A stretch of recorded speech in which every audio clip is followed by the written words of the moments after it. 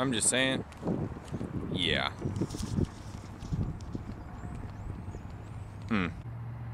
Hey guys, how's it going? So I'm gonna sit here and kind of talk to you about what happened last week. Well, I guess this week, but this past week that led us to where we are here in Cincinnati, Ohio. Well, actually, I think this town's called Harrison. It's on 74, just exit 1 inside of Ohio from Indiana. And we're staying here at Super 8 for the weekend. We got here last night. We're gonna stay here until we'll check out Monday morning because we're picking up a piece in Cincinnati and then going to Baltimore, then going back to Decatur, Illinois to pick up on Thursday to go back to Baltimore again. So I can kind of run you through what happened, the ending of the last load, and what happened in the week, why we didn't pull any other freight. So I guess to start, we delivered Monday morning. We got there I'm gonna, by the way, eat while I'm doing this because I haven't eaten today. So nothing a nice Whopper can't fix. We delivered Monday morning. Well, we got there at 7:45 because where we parked the trailer, the owner said that he needed to be able to use that area. So we got there at 7:45, moved to a different part of the facility, and waited. And we got unloaded, I think it was about 1 or 1:30 or so, I'm guessing, before we finally were unloaded and the piece was off. But there were no real hang-ups. It just took a while. The ground was frozen where we were unloading. So the crane crews had to find a good spot to put their mats down so that they can set up the crane. And we got the piece all untarped and then got it into position, unsecured it under the crane, and they picked it off and we cleaned up and we were out of there. It was a pretty easy day, but we were supposed to be, well, I'm not going to say supposed to be. We had a tentative load in the works that was going to load Tuesday or Wednesday going to the port of Baltimore. It was a steel press, another press. But I guess some things happened with that company. They could not find a crane to lift the piece, so it kind of fell through. So we sat. Monday was pretty much done. In this world, you're not going to get loaded after 2 o'clock on any given day. You're not going to find something to make it there. So Monday was pretty much done. We went to a truck stop in Gary, Indiana, to the Petro and shut down. And we stayed there until Thursday, yesterday morning, when we decided to finally come over here and get a hotel. So we didn't look for freight Tuesday and Wednesday because of the load that we were supposed to be loading just outside of where we were.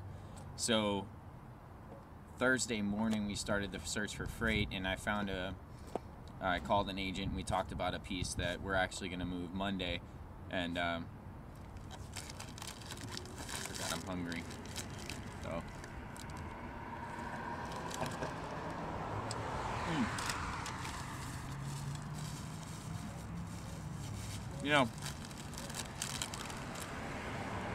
people talk a lot about processed foods.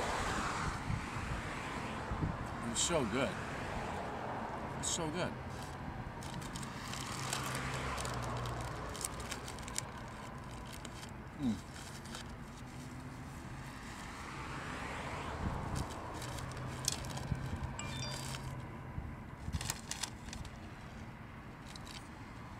So, anyways,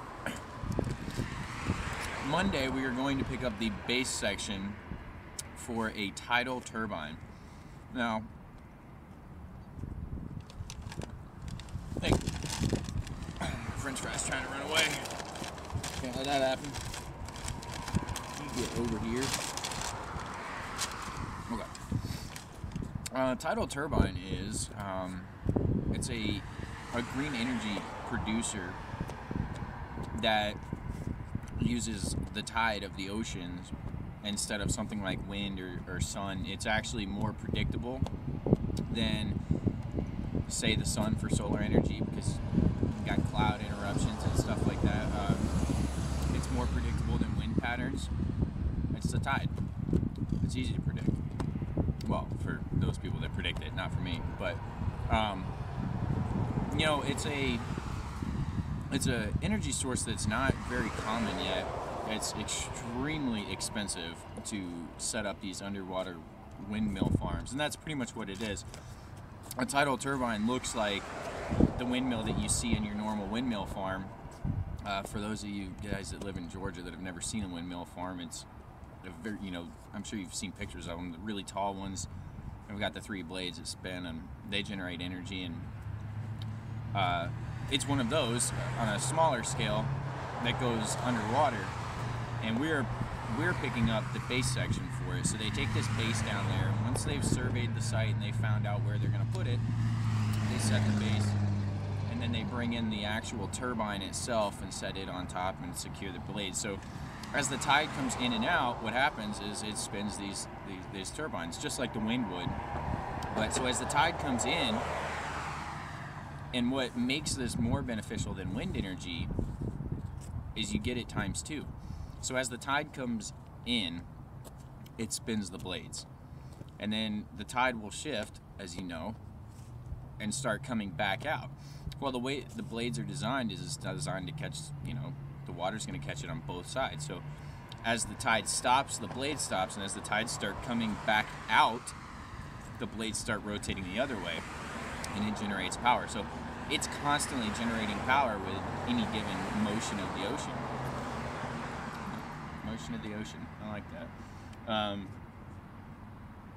So yeah, I mean, it's like I said, it's an extremely expensive thing. Now, the idea of using water for energy is not new. It's been around since like the 19th century, you know, with the old water wheels where a waterfall drips onto the wheel and it spins and it gives electricity. Now, obviously, this is on a much larger scale. When they set up these farms, it's not just one windmill in the middle of the ocean somewhere.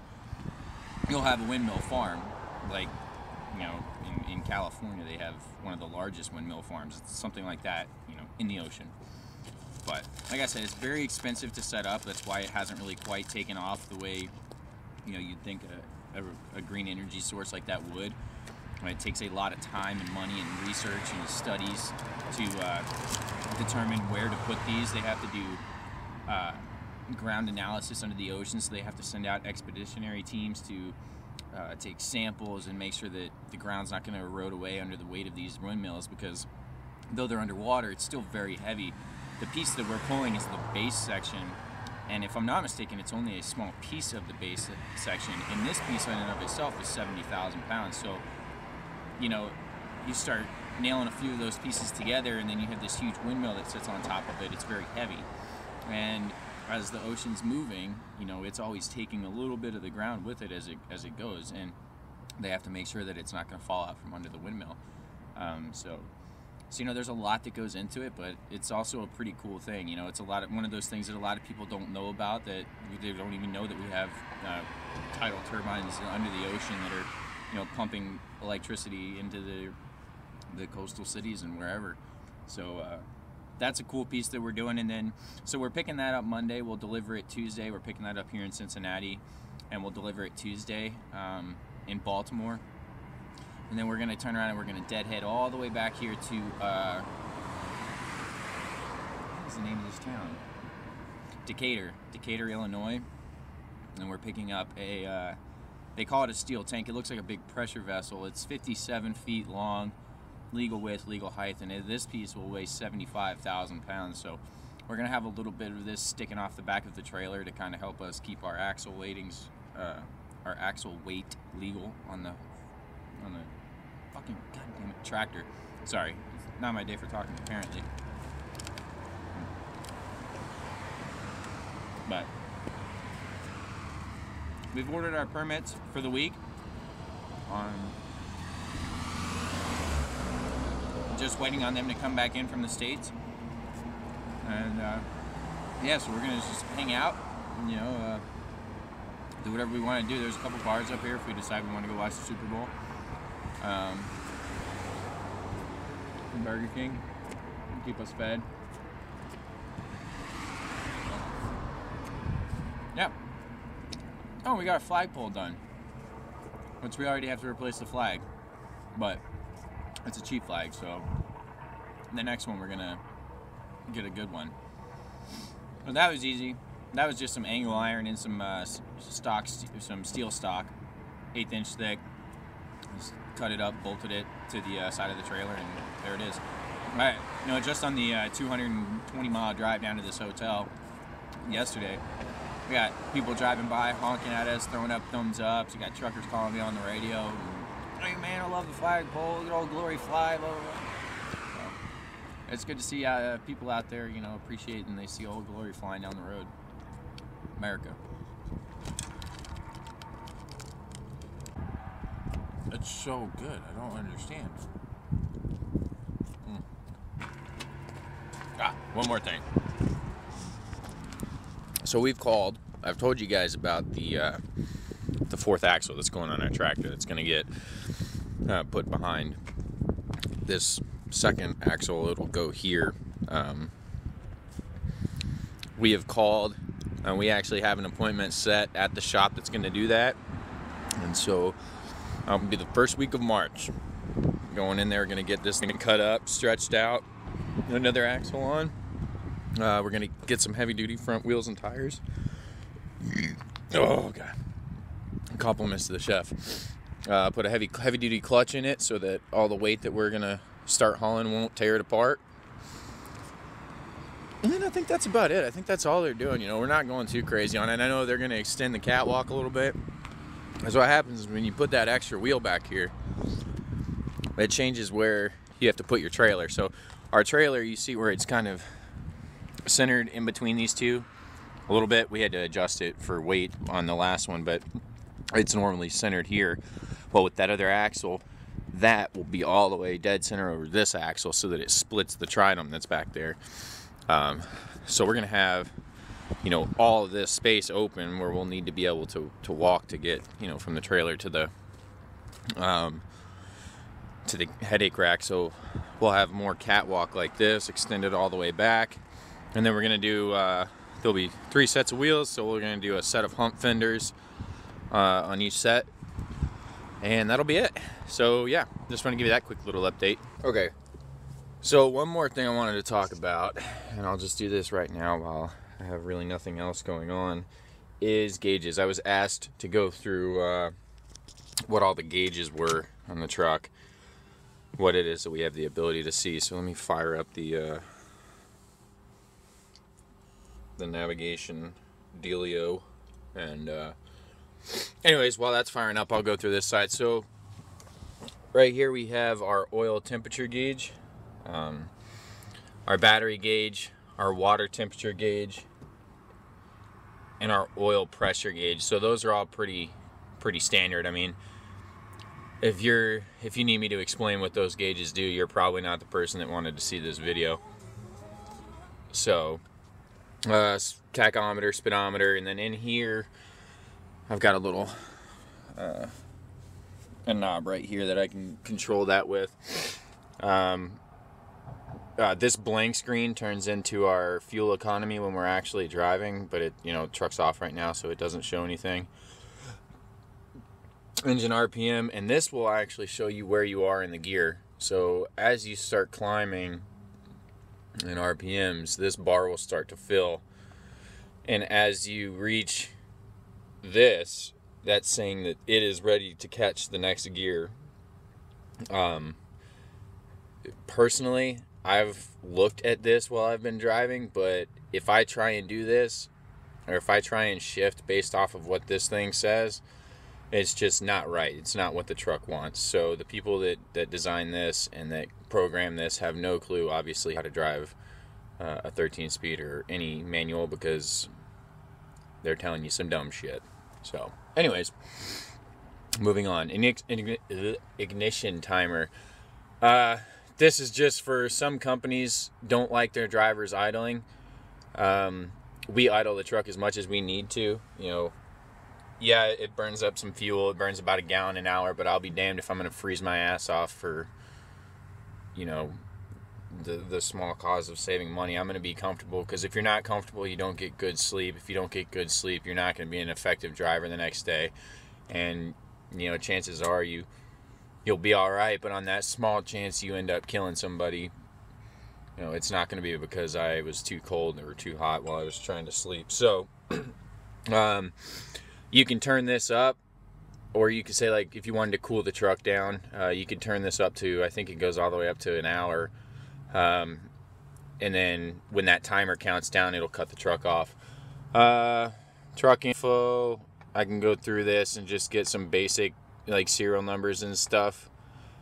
Same with the engine. I can get, you know, oh, Cummins. That's all that says there. For all you Dodge fanboys out there. This one is diagnostics. There's nothing right now, so you can't really go through it. But if I were to throw an engine code or something, it would tell me here what the code was. Just a clock and then settings. So for, you know, I can turn this. Whoop.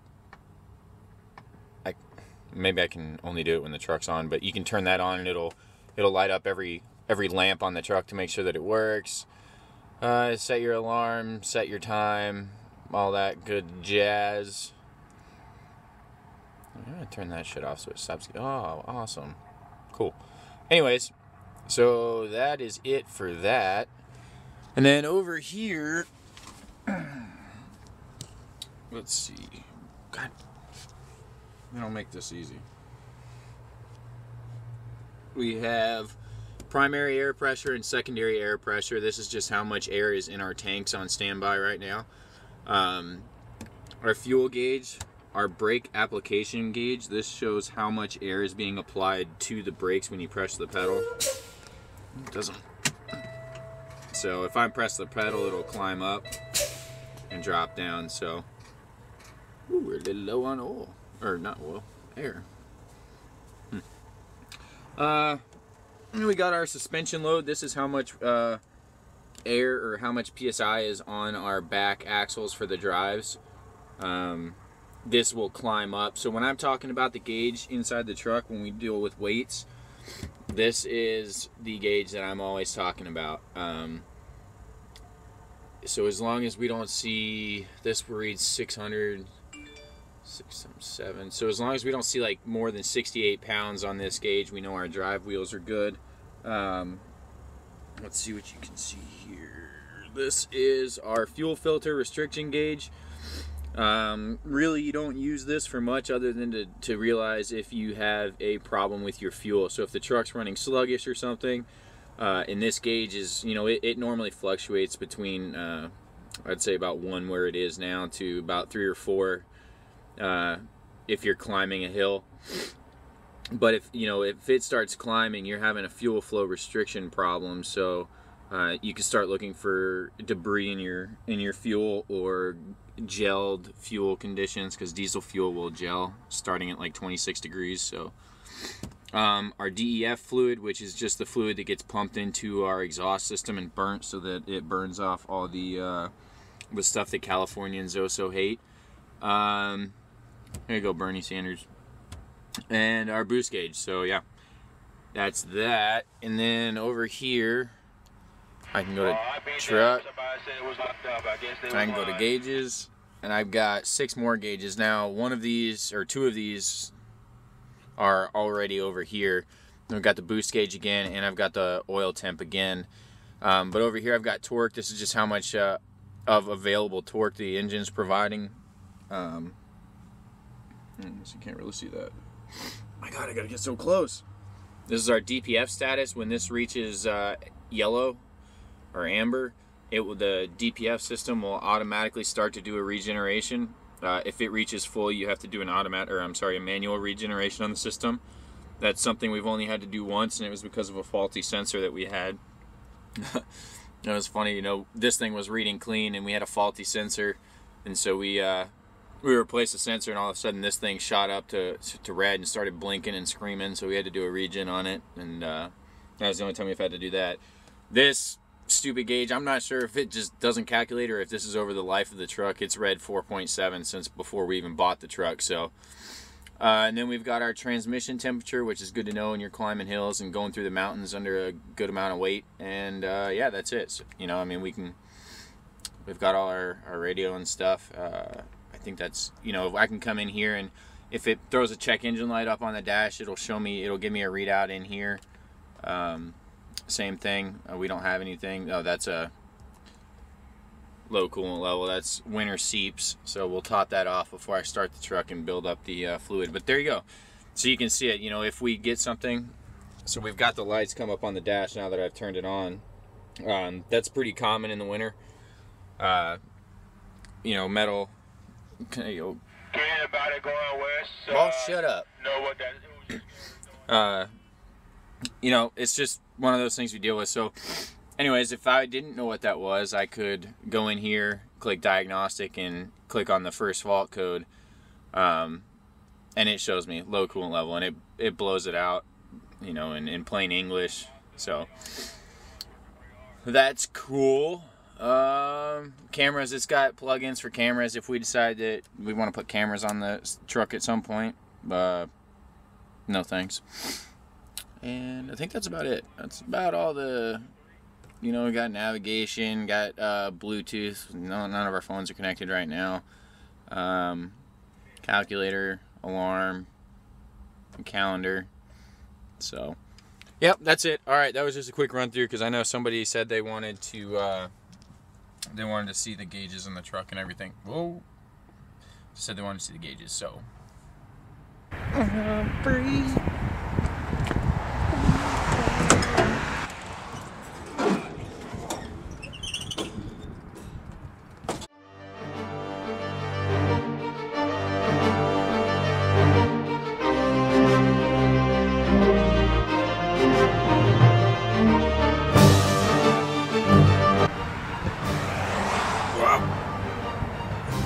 Whoops.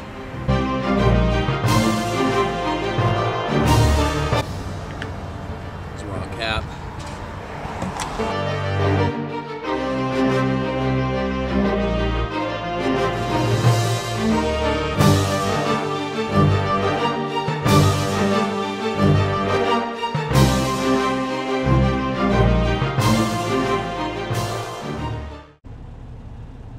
Alright, so topped it off.